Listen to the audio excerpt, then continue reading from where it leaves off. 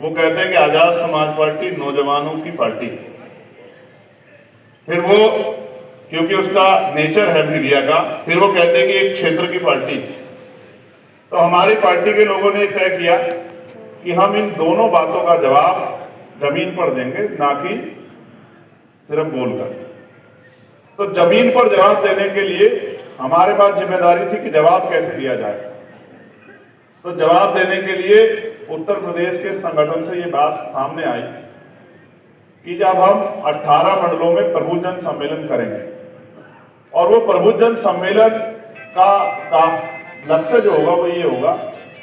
कि हम उन मंडलों में जो प्रधान हैं, पूर्व प्रधान हैं, क्षेत्र पंचायत सदस्य हैं, जिला पंचायत सदस्य हैं,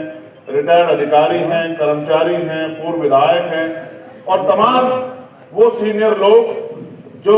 समाज को रास्ता दिखाते हैं, उनको हम लोग निमंत्रण भेजेंगे 70-80% और 20-30% अपने कार्यकर्ताओं को बुलाएंगे और एक अच्छा कार्यक्रम कराएंगे जिसमें आपको बुलाएंगे। और ये पहला कार्यक्रम सहारनपुर में हुआ और आखिरी कार्यक्रम इलाहाबाद में हुआ।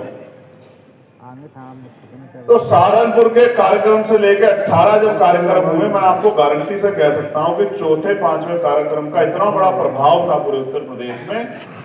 कि बहुत सारी पार्टियों की नींद जो है, जो वो नींद में सो गए थे, वो नींद खुल गई। और बहुत सारे सोए हुए लोगों ने भी अपने अपने कार्यक्रम करने शुरू कर दिए। लोकतंत्र में होना भी चाहिए, कंपटीशन होना चाहिए। और ये प्रभाव मैंने महसूस करा जब हम कार्यक्रम में जाते थे, तो सामने पहले जो नौजवान दिखाई देता था, आज उसके स्थान पे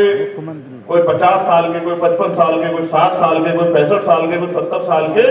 समाज के प्रबुद्ध लोग जो हैं, रिटायर हो गए हैं,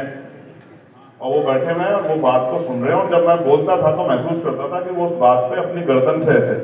पक्ष और विपक्ष, जैसे कोई सहमत होता है ना, वो किसी को अच्छी लगती है तो ऐसे गर्दन हिला के वो समर्थन करता है, और सहमत नहीं होता तो वो उसको ध्यान नहीं देता, चलो भाई जो बात कहती, यानी कि उसके मन की बात नहीं है। तो मैंने महसूस किया कि 70% जो सीनियर लोग आते थे वो उस बात को महत्ता देते थे, कहते थे कि भाई हमारे मन की बात हो रही। और आज भी ये जो लाइन है जहां मैं बैठा होता उसके सामने, इसमें मैं गारंटी देता हूं 22-22 साल से लेकर और 70 साल की उम्र के लोग इस लाइन में बैठे हुए जमीन पे। मैं इसके लिए आपका दिल से धन्यवाद करता हूं, इस प्यार और इस बात, क्योंकि मैं और हमारे साथी राजनीतिक आंदोलन को देख रहे हैं, तेजी से बढ़ते राजनीतिक आंदोलन को। अब पार्टियों के प्रति उस तरह का सम्मान नहीं बचा,